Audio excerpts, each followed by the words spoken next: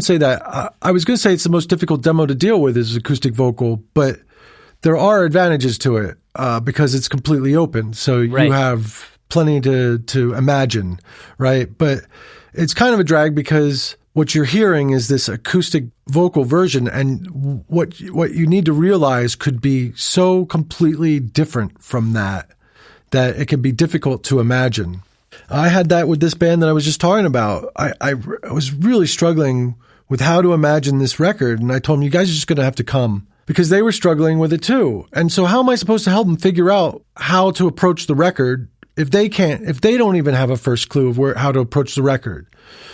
And that happens. And so, they basically told me that they didn't like their first record and they want to like their second album, I should say. And so, I worked out with them here, you know what I mean?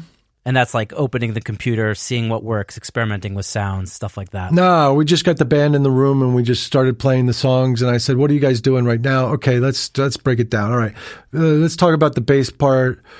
And maybe I'll have them play it a couple of times and start singing some bass parts. I write a lot of bass parts for people.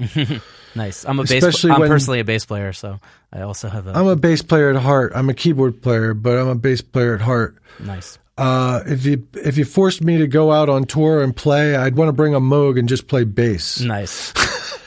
But maybe it'll happen one day. No. But what was I just talking about? Oh yeah, the pre-production. Giving people bass lines. Oh yeah, and then I'll work out I might work on, if the drummer, I might work on the drum pattern with them. I might work on the approach completely.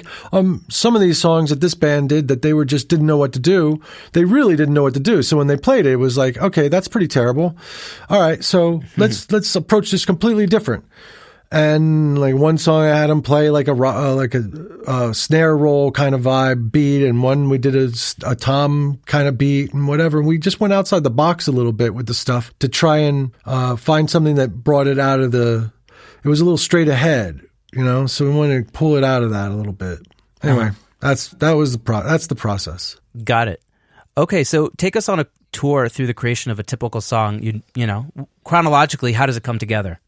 It's so different. It just depends. Every act is different. I'll approach every act completely differently. Well, not completely differently, but with rock bands, I'll typically track as much as I can in one setting and at a studio, and then I'll overdub and fix things, and I'm kind of mixing as I go along. One of the things I do is, let's say I go to the studio, I record 10 songs, basic tracks, bring them back to the house. I go through them, I do mixes. I make mix sessions of everything. Now, my mix sessions have multi-outputs because I'm going through my dangerous Convert 8s, which are my D to A converters. Mm-hmm. I have 16 of those. And those go into my 2-bus, my dangerous 2-bus for analog summing, which then goes into my SSL G384 stereo compressor, which then goes to my dangerous Convert 2 converters. I just got this whole dangerous package. I love everything that these guys do. Chris Muth and Bob do is amazing. And so I decided I sold my last set of converters and I got a big package here of these. And so my mixes are going through this analog chain, right? And through all these converters. Yeah. But recording, I don't want to do that. So what I do is I do a rough mix of what I've got. Let's say it's bass, drums, and a guitar. It's probably bare bones. Probably haven't done a lot of overdubs. And I will make a mix of that and into a session, and then I'll print a stereo mix of that, and then I'll open a new session. I'll put that stereo mix in. And we used to call those slave sessions. Uh-huh. Out of respect, I'm going to call them work sessions. And so these work sessions are what I record to. So let's say I open a work session and we want to record guitar parts. Well, I'll call this guitar session and I'll record guitars for however many hours we're recording guitars for. And then I'm going to clean them up. I'm going to break them down to however many full tracks I need. I'm going to bounce my takes together and stuff. And then I'm going to move them over to my mix session and I'm going to add them into my mix. And then I'm going to, the next day usually, because I probably move on to another song for more guitars, right? The next day probably, or the next time I go to that song, I'll do another mix with the guitars this time. And then I'll take that I'm only spending like 10 minutes on this mix, by the way, okay? So maybe initially if I want to put some compression and stuff on some things, I'll take 30 minutes on the initial tracking mix, maybe. But normally, each time I'm adding a new section, I'm only spending 10 minutes or so on the mix, just to see how it's working, feel it out. Then I make a new work tape. Okay, now we're going to do keyboards. I name that session keys. We start recording our keys. And I do this every time we start adding and doing a new session where we're adding stuff. I make a new session. This way, I've committed to my guitars in my mix session. But if I go and I'm like, oh my God, he played the wrong note there, I can go back to my guitar session. Yeah. I can go back to my comp take. I can go find the bad note, fix it, bounce that, and re-import that back into my mix session. And within 5 minutes, I've fixed it. And I didn't have to keep all of those takes all the time open as I'm working on a session. Wow. Now, why do I do that? Because it saves computer resources. Yeah, and I have a powerful enough computer for this, but I still want to save resources, and I want to have a mix session. And I can't record on my mix session, so I have to do it anyway. But it's a good idea to use work sessions because it makes it so you can always get back to anything that you did along the way because you have those sessions saved as separate sessions, and they just sit there. And then when you're done with your record, you can get rid of them if you want, whatever, if you want to save space. But they're not cluttering your way at the time. Yeah, it's brilliant. It's kind of like the inverse of what I think most people do, which is they'll kind of just keep everything in one session, right? Record everything in there and then export it and then do a new mix session or just mix inside that same session. It's kind of like I don't want to mix everything at the end anymore because there was very good reasons for mixing everything at the end. In the old days, there were a lot of good reasons. One, the mixer a lot of times was different from the recording engineer, so the mixer was going to go somewhere else. Two, mixers didn't really have mix suites. We went to studios, so we'd hire a studio, you'd hire a mixer. And so, the mixer was going to start the mix from scratch no matter what, so why make mix sessions other than a rough, you know what I mean? Then there's, we're not on tape. You couldn't do a mix session because you were on tape. Right. So what were you saving it to? You're not going to save your console because you're constantly changing the EQs and everything. And besides, you're in a discovery mode as you're recording the thing anyway. I'm not changing that's why I don't mind being on a stereo mix to record to. It has to be a decent stereo mix also. So you got to learn how to get good at mixing. Otherwise, you're going to have guitar players saying, man, I can't record to this. You know what I mean?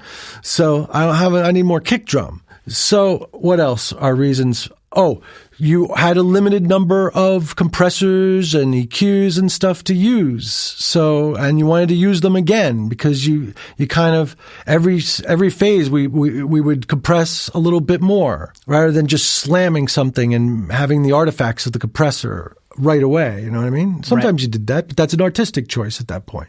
If you don't want to hear the compression, then you want to record the compression in parallel over time. So, but nowadays I have instant recall. The session opens up exactly the way I left it. So why not record? Why not mix as I go along? Besides, that tells me where I'm at. Yeah. Really, So by the time I'm done, there's still a mix process. I'll probably go in and kind of re-hit it for an hour, but I really shouldn't spend much more than an hour on a mix of a production after I've gotten everything done. Wow. Brilliant. So it's kind of like everything comes in stages and at the end it's pretty easy to finish it up. Well, you've done all the work. And if on occasion I get to my mix where it's at and it's just a disaster, then I don't usually put too much automation in my mix session until I've really got most of the stuff in it. You know what I mean? Yeah, when the arrangement is basically complete. Yeah, for the most part, yeah. And I might do some. That's that last hour of work that you're putting in, basically. And a lot of times, I won't even do, let's say I have a guitar part where the guitar player played the verses and he played the choruses on the same guitar, but I need the choruses like 3 dB louder on the guitar parts, right? Well, rather than automate something like that, I'll just clip it. Yeah. I'll just cut it and then just make a new track and move it to the new track and then set the static level a little louder.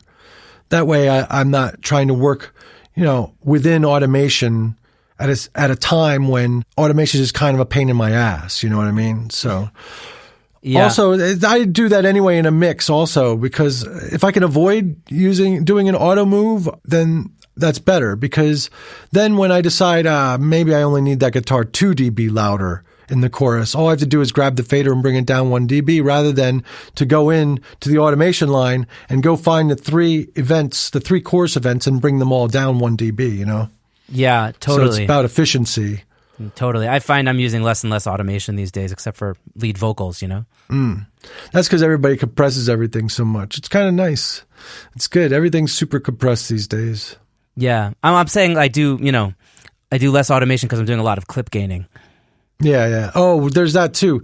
That's what I started doing recently is like, I used to just leave the levels where they were at, and the levels are all over the map. I mean, it's amazing. People will print really low, people will print really hot. And so, like, sometimes my faders will be like so far down. It's really kind of a drag. And so, I'm in Logic and I just started, they have the gain now on the side in the inspector.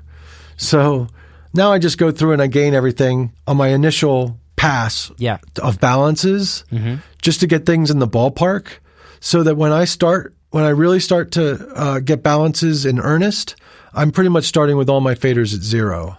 Yeah. Oh, that's a good idea. Thanks for the tip. That's brand new, that one. Yeah. No, but it's great. That's because they're adding all these features to DAWs, and maybe people have had that feature for a while, but they've added it in such a way in Logic that it makes sense for me to use it now. And so they make life a lot easier, these things. Yeah. And Logic, I also use Logic, and it's just getting better with each version. Oh, for sure. It's an amazing program now. Yeah, it's super strong, even for editing audio. Everything. Anybody who says, I don't use Logic because of the editing, hasn't ever edited in Logic, or if they did, they didn't spend the time to understand how to edit in Logic. And then if you say, well, why can't I edit like Pro Tools? It can.